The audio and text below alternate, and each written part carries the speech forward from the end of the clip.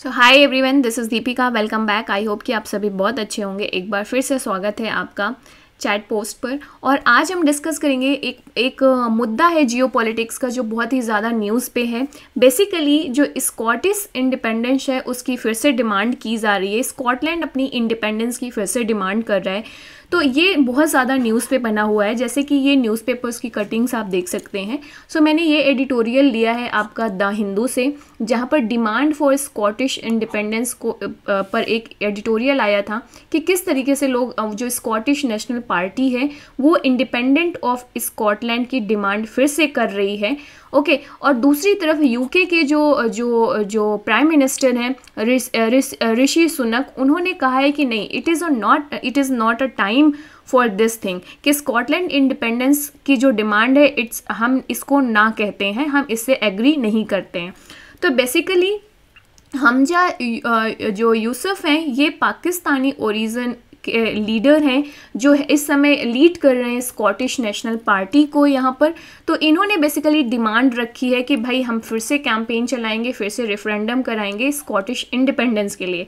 तो ये देखना है कि क्या भाई पहली बार क्या ये डिमांड आ रही है क्या नहीं। So demand for the Scottish independence काफ़ी दिनों से चल रही है, ये ध्यान रखना है। ओके सो स्कॉटलैंड आप इसमें देख सकते हैं, इस मैप में ये स्कॉटलैंड की जियोग्राफिकल पोजीशन है। सो ग्रेट जो यूनाइटेड किंगडम है वो इन 4 किंगडम से मिलकर बना है, जैसे स्कॉटलैंड हो गया, नॉर्दर्न आयरलैंड हो गया, इधर इंग्लैंड हो गया, ये वेल्स हो गया। इन चारों से मिलकर बना है आपका यूनाइटेड किंगडम। सो अब यहाँ पर जो स्कॉटलैंड है ये डिमांड कर रहा है अपने आप को एक इंडिपेंडेंट कंट्री बनाने के लिए। इसके पीछे बहुत सारे कारण भी हैं। ओके तो हम इसमें ये समझने की कोशिश करते हैं कि इसकी जर्नी क्या है। इंडिपेंडेंस, जो स्कॉटिश इंडिपेंडेंस की डिमांड है अभी हाल ही में उठी है फिर से, जो सेकंड रेफरेंडम की डिमांड कर रहे हैं। तो इसका पहला रेफरेंडम कब हुआ था और पहले रेफरेंडम की क्या रिजल्ट्स रहे थे।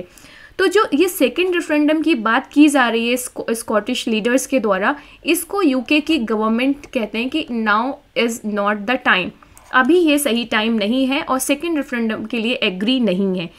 सो why peoples are talking about the Scottish independence.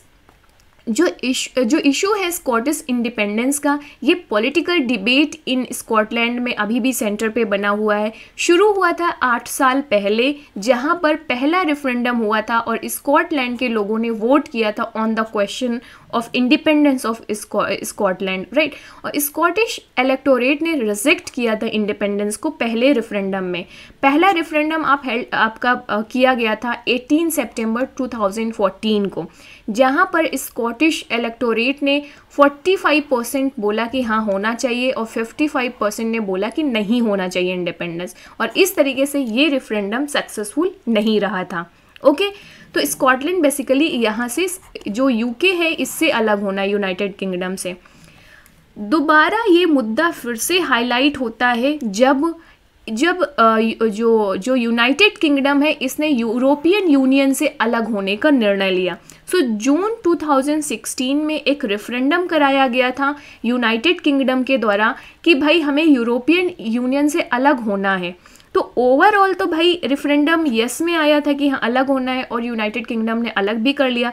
लेकिन जो स्कॉटिश वोटर्स हैं ये अभी भी यूरोपियन यूनियन में बने रहना चाह रहे थे, ये एग्री नहीं कर रहे थे इस बात से कि भाई यूनाइटेड किंगडम यूरोपियन यूनियन से अलग हो। तो 62% स्कॉटिश वोटर्स ने कहा कि भाई हमें यूरोपियन यूनियन में रहना चाहिए। बट ओवरऑल इन चारों की वोटिंग मिलाकर यस में गया निर्णय। तो इस तरीके से जजमेंट क्या आया कि यूनाइटेड किंगडम ने यूरोपियन यूनियन से अलग होने का निर्णय को सक्सेसफुली एग्जीक्यूट कर लिया।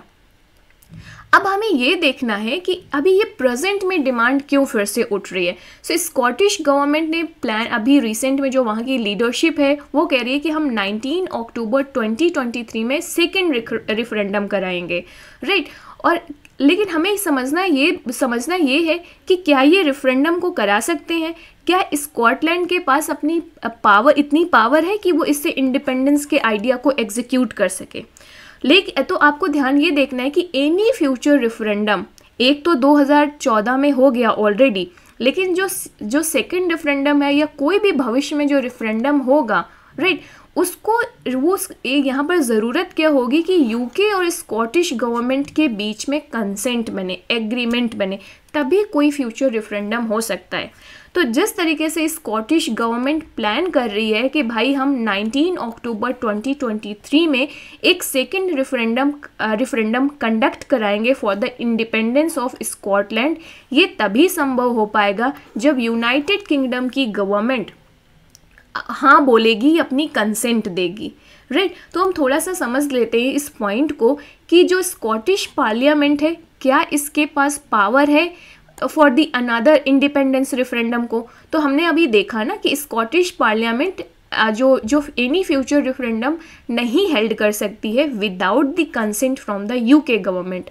अब ये चीज़ कहाँ से आती है, तो स्कॉटलैंड एक्ट 1998 कहता है कि जो स्कॉटिश पार्लियामेंट है उसके पास कुछ लेजिस्लेटिव पावर्स तो हैं, लेकिन ऐसे जो रिजर्व्ड मैटर्स हैं उन पर स्कॉटिश पार्लियामेंट अकेले कोई लेजिस्लेशन नहीं कर सकती है। सो रिजर्व्ड मैटर्स में ये भी आता है कि the union of the kingdom of Scotland and England, जिस एक्ट के द्वारा जिस एक्ट जो आपका 1707 में यूनियन एक्ट जो पास हुआ था, जिसके तहत स्कॉटलैंड एंड इंग्लैंड ने आपस में मिलकर कहा कि हम एक ही कंट्री रहेंगे, स्कॉटलैंड, इनका एक एक्ट बना। और उस एक्ट के तहत ये चीज़ मेंशन है कि जो रिजर्व्ड मैटर्स हैं उस पर स्कॉटिश पार्लियामेंट अकेले लेजिस्लेशन नहीं कर सकती है, या without the consent from the UK government legislation नहीं किया जा सकता स्कॉटिश पार्लियामेंट के द्वारा। तो इसमें यह भी आता है, अगर स्कॉटलैंड अपनी इंडिपेंडेंस डिमांड कर रहा है और इसके लिए रेफरेंडम हेल्ड करना चाह रहा है, लेजिस्लेशन बनाना चाह रहा है, तो यूके गवर्नमेंट की बिना कंसेंट से नहीं बना सकता है। ये ध्यान देने वाली बात है यहाँ पर। तो इनका यूनिफिकेशन देख लेते हैं कि किस तरीके से स्कॉटलैंड, इंग्लैंड एंड जो नॉर्दर्न आयरलैंड है ये यूनाइटेड कैसे हुए, एक इनका यूनिफिकेशन कैसे हुआ।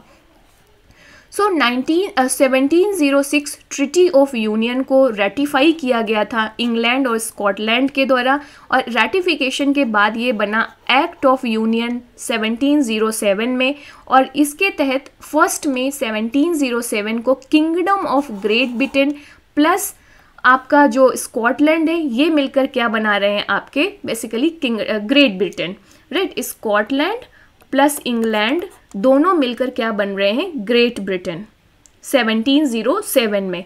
फर्दर 1801 पे जब इसमें नॉर्दर्न आयरलैंड भी शामिल हो जा रहा है तो ये मिलकर बन रहे हैं यूनाइटेड किंगडम।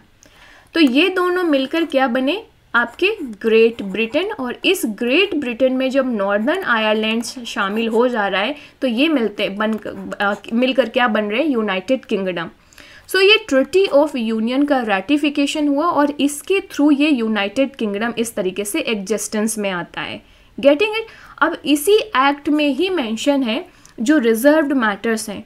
सो स्कॉटलैंड की जो पार्लियामेंट है ये सेकेंड रेफरेंडम को हेल्ड नहीं कर सकते हैं इंडिपेंडेंस के लिए तब तक जब तक यूके की गवर्नमेंट इसे कंसेंट ना दे।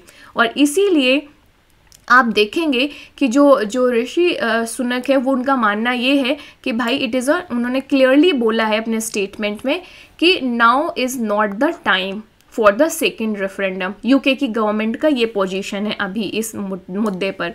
तो मैं अब ये जानने की कोशिश करते हैं कि जो स्कॉटिश इंडिपेंडेंस है ये क्यों बढ़ रही है। तो हमने एक कारण तो जाना ही ये वाला कि जो स्कॉटलैंड है वो यूरोपियन यूनियन से अलग नहीं होना चाह रहा था, लेकिन यूनाइटेड किंगडम जो पूरा ओवरऑल है इनका तीनों का ही जॉइंट गवर्नमेंट है, उसने डिसीज़न दिया और वो यूरोपियन यूनियन से अलग हो गए। जबकि स्कॉटलैंड की 62% जो जनता थी इस एरिया की वो नहीं अलग होना चाह रही थी। तो जो स्कॉटलैंड है ये कहता है कि यूरोपियन यूनियन से हमारी विल के अगेंस्ट में अलग हुआ गया। ये उसके बाद से स्कॉटिश इंडिपेंडेंस की डिमांड को और भी ज़्यादा बढ़ जाती है। और इम्पॉर्टेंट थिंग ये है कि जब फॉर्मेशन हुआ था यूनियन का, स्कॉटलैंड एंड इंग्लैंड जब मिलकर यूनाइटेड किंगडम ग्रेट ब्रिटेन बने थे और देन नॉर्दर्न आयरलैंड से मिलकर यूनाइटेड किंगडम बना, तो फॉर्मेशन ऑफ यूनियन के बाद स्कॉटिश गवर्नमेंट या स्कॉटिश पीपल ये पाते हैं कि जो इंग्लिश मेंबर्स हैं ना, ये डोमिनेट कर रहे हैं यूके गवर्नमेंट में, जो ब्रिटिश पार्लियामेंट है। और जो स्कॉटलैंड की डिस्टिंक्टिव आइडेंटिटी है, कल्चर है, पॉलिटिकल इंस्टीट्यूशंस है, उनको अंडरमाइन किया जा रहा है। इस जो यूनियन के टाइम पे स्कॉटलैंड और इंग्लैंड के बीच में ये था एग्रीमेंट कि हाँ, हम एक दूसरे के एडवांसमेंट के लिए, एक दूसरे का म्यूचुअल बेनिफिट के लिए काम करेंगे। लेकिन आफ्टर द यूनिफिकेशन समय समय पर ये देखा गया कि जो इंग्लैंड है ये डोमिनेट कर रहा है, और जो स्कॉटलैंड का डिस्टिंक्टिव, इसके अपना जो यूनिक कल्चर है, यूनिक पॉलिटिकल इंस्टीट्यूशंस है, उसको अंडरमाइन किया जा रहा है। और इस तरीके से स्कॉटिश पीपल्स को लग रहा है कि इस यूनिफिकेशन से हमें कोई फ़ायदा तो हो नहीं रहा है। हम यूरोपियन यूनियन में रहना चाह रहे हैं, लेकिन यूनियन जो ये इन लोगों का आपस में गठबंधन है, इसकी वजह से बताइए हमें यूरोपियन यूनियन से बाहर होना पड़ रहा है। तो इस तरीके से स्कॉटलैंड के पीपल या स्कॉटिश पीपल्स को ये लग रहा है कि इस यूनियन से हमें कुछ फ़ायदा नहीं है, और जिसकी वजह से ये डिमांड कर रहे हैं इंडिपेंडेंस की। सो लेट्स सी कि इस मुद्दे पर क्या होगा। आगे कोई अपडेट होगा तो मैं ज़रूर शेयर करूँगी आपके साथ में। और बहुत सारे लोग हैं जो क्रिटिक्स से ये बोल रहे हैं कि जिस तरीके से जो ब्रिटिशर्स थे, जब ब्रिटिश रूल इंडिया में चल रहा था, इंडिया और जब पाकिस्तान एक ही कंट्री थे, राइट, उस समय वही फूट डालो और राज करो वाली नीति जो अपना रहे थे, डिवाइड एंड रूल की, सेम चीज़ें वहाँ पे भी हैपन हो रही हैं अभी। जिस तरीके से यूनाइटेड किंगडम से स्कॉटलैंड की इंडिपेंडेंस की डिमांड उठ रही है, तो देखने वाली बात होगी कि इसमें फर्दर रिजल्ट्स क्या आते हैं। सो आई होप कि ये मुद्दा आपको क्लियर हो गया होगा, और यूनाइटेड किंगडम क्या है, ग्रेट ब्रिटेन क्या है, इस मैप के थ्रू आपको समझ में आ गया होगा, स्कॉटलैंड की लोकेशन समझ में आ गई। और सबसे बड़ा मुद्दा ये है कि आपको ये समझने को मिला होगा कि स्कॉटलैंड अपनी इंडिपेंडेंस की डिमांड क्यों कर रहा है, और स्कॉटलैंड की जो पार्लियामेंट है, क्या उसके पास पावर है क्या सेकेंड रेफरेंडम कराने की। तो ये चीज़ों को हमने ऑलरेडी डिटेल में समझ लिया है। So thank you guys, see you in the next video, bye bye, take care.